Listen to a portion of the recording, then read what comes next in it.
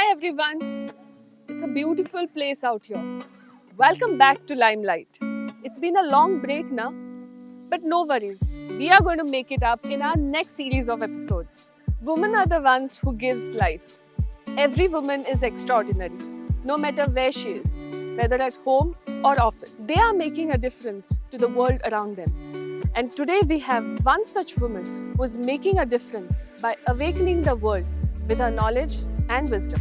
She is an archaeologist by education with a specialization in ancient Indian history and culture.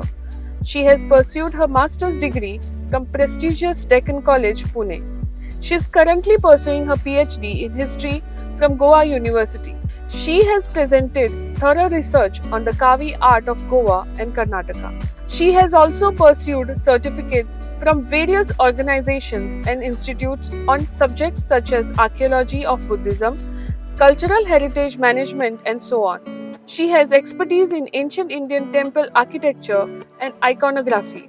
She is our very own Sawani Shetye.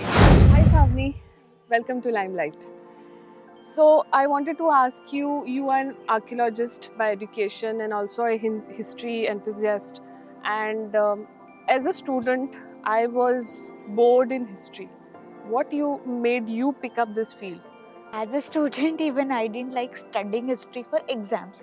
I liked history, and I remember even during my childhood, my father would take us to museums, to different places. That is what interested me, and he would take us for performances or any places. But when it came for exams, it was very boring, and half of the time it didn't make sense.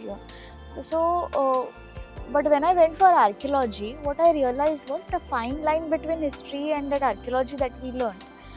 History is more about, say, written, like oral history or written history. And in archaeology, you consider everything. Like it's a study of human history in terms of material remains. So it's not only about the kings. Mostly in schools, we only study about what kings did, what were their names, which were the battles, and that is what, we never connect to it. See, I used to, even before exam boards and all, I used to consider, okay, why do these people have so many names and so many titles? We have to remember. Yeah, we have to remember it. But when you start picking up from history as a story and what you can connect to it, because at the end of the day, it's a history about human and how humans have reacted to certain situations or certain things. So when you I think convey that to people, that makes it better and interesting. So I'm asking you a sub question on that, but there are many streams, math, science, but why particularly archaeology? From my childhood, I knew that I had interest in the humanities. Maths and science were never my cup of tea.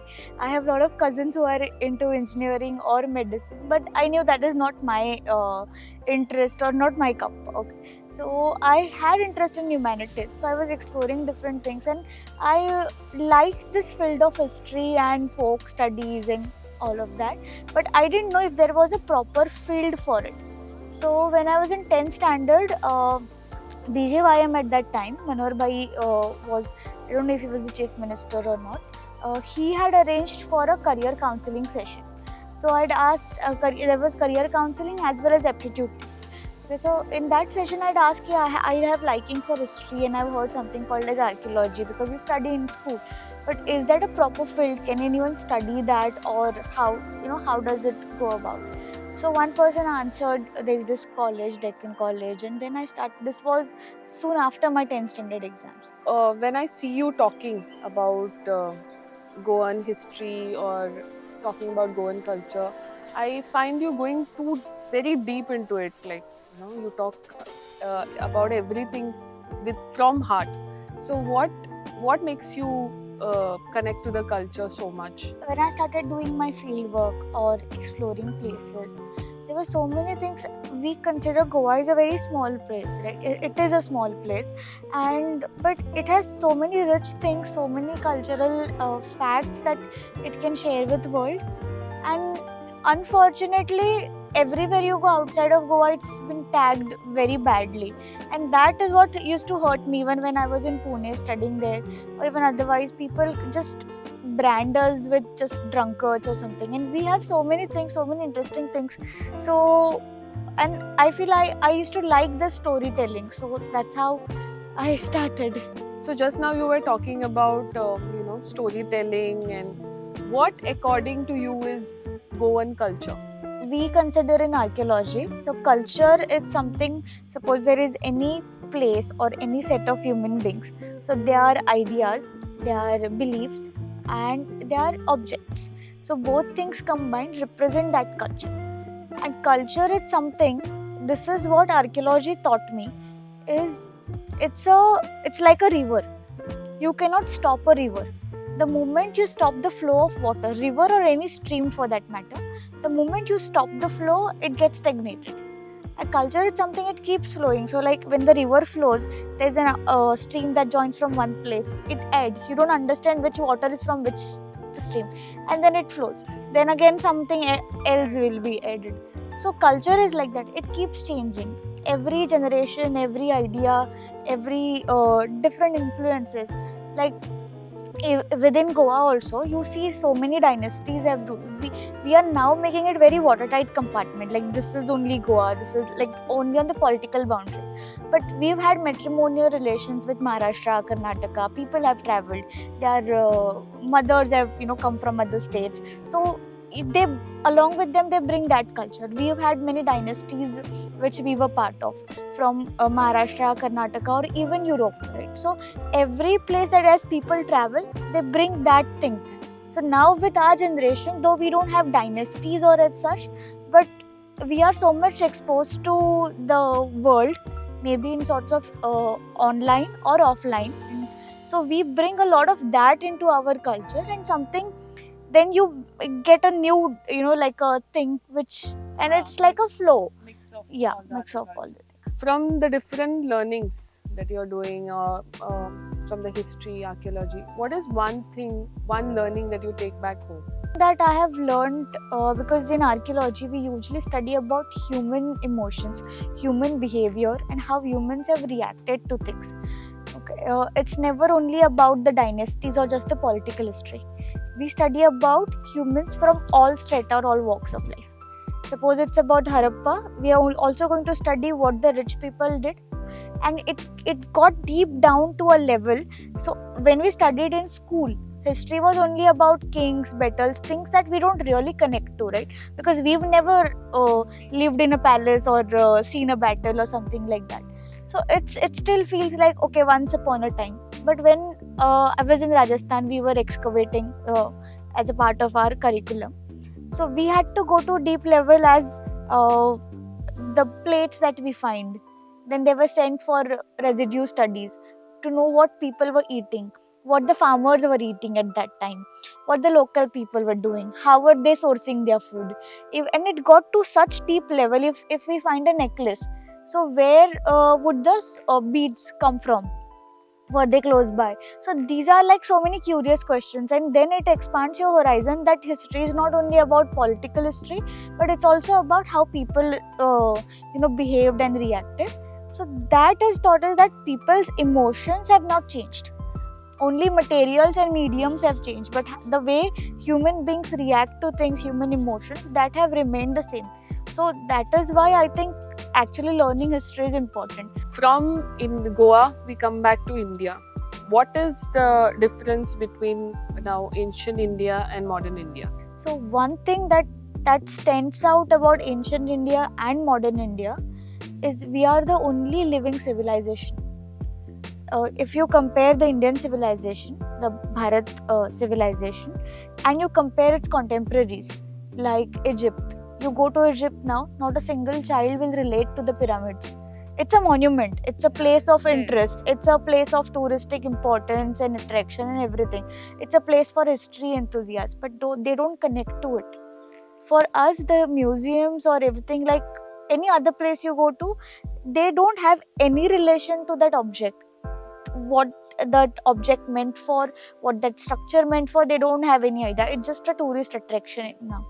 But in case of India, even though a lot of things have happened, a lot of invasions have happened, lot of maybe we were under a colonial power, and even now with modern things also, what is survived is our civilization and our civilizational ethos, which you don't find in any other civilization. So and unfortunately we compare our civilization with others, and we learn what they did we do it here. I mean, for us, when you go to a museum or when you go to a ruins of a temple, they are not just ruins, they're still our legacy, right? We still connect to it. I've seen in so many museums, like at one point of time in archaeology also, when we were going for field work and all, when there were temples which did not have a shrine, the Garbhagriha was not active because the deity was taken, either it was destroyed or people had shifted, but the temple structure was there. So many of us would walk there with chappals. But I saw local ladies, they would come there as their temple. I've seen in museums, they actually, if you have a Ganesha Murti, it is not just an artifact, it is Ganesh Murti for you. There is an emotional connect that you will not see in Egypt or any other culture. One more thing I wanted to know also, that which archaeological place in Goa needs to be known by people, as in the story, the importance, because here people come it as tourist attraction without knowing the importance of it. So one would be very difficult to say, but I could say the hinterlands, which is one category we could consider.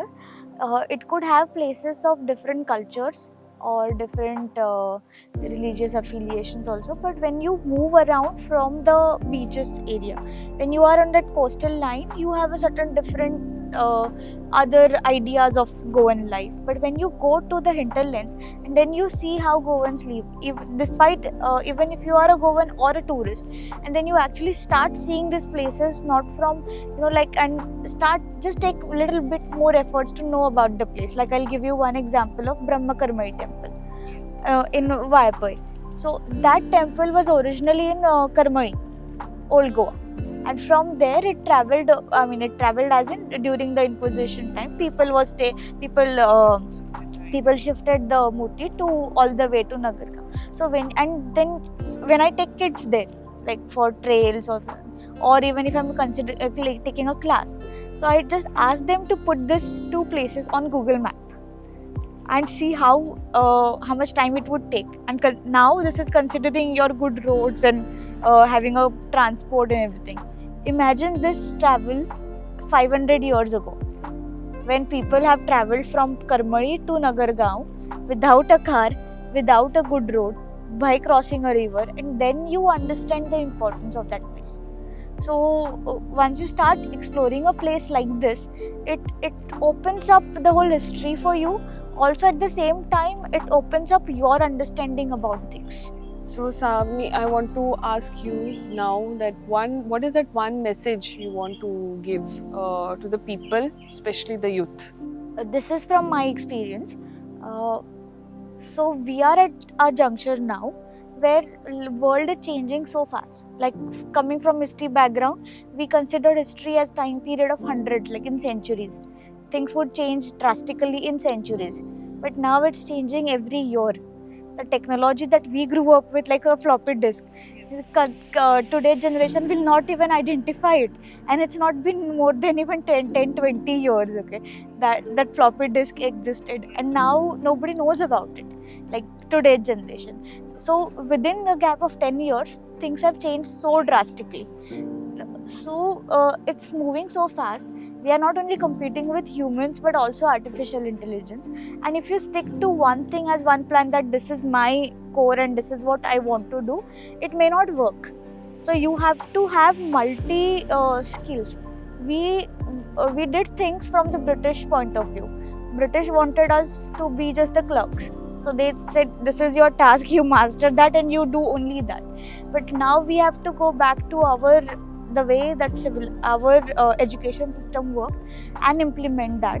And that's how you can, I think, make either a male or a female And for females in particular, when you learn about Indian history, we look at usually as a modern, independent, more capable women as somebody who is from a Western world. But when you learn about the Indian queens, we consider, I'll just give you two examples. We consider an image of an Indian married lady with a child of 1 or 2 years as somebody only in the house. But there are so many queens who have not only one Jhansi Ki Rani that we know of there, but there are many more who had a child on their lap, for a child of 2, 3 or at least up to 10 years of age, and they ruled the place. There is one more lady that I take inspiration from is Ahilyabai Holkar. We always considered life of a widow queen. What would that be? Like you imagine or said very well. But if you see temples of India, including Kashi or Somnath, they are revived by a widow lady. So now we may consider, like a lot of places you see that widows are not even allowed to enter any religious ceremonies. But these two important places were revived by a widow queen. So you can imagine the political power she had, and at the same time, it's not only just restoring of one temple. She restored the whole economy there. She restored the whole artisans, the guilds that were there.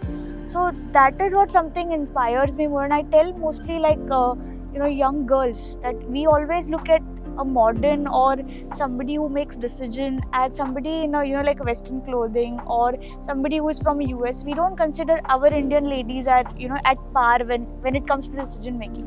But these ladies have done that, and for so many years. Thank you so much for inspiring us. Thank you so much. Thank you, Sarika, for inviting. Any thank you note you want to tell our audience? So thank you, Sarika, for inviting me on your channel. It was very interesting to discuss about the history as a career, archaeology as a career, and how women in this field are doing it about. I think this is one topic because we usually consider, like women are not in these fields, right? So I think topics like this, when it comes on YouTube or any other media platforms, it will reach out, and I hope this inspires many more young women, not only for archaeology but for anything that field or anything that they want to do. They take it up and do it with more conviction. This is from our side to you, so it's a remembrance that you had come to our show. Thank you so much. She is the dreamer. She is the believer. She is the doer. She is the achiever. And that she is you. Happy Women's Day to all of you. This is me, Surekha Pandit, signing off from this episode of Limelight. See you soon.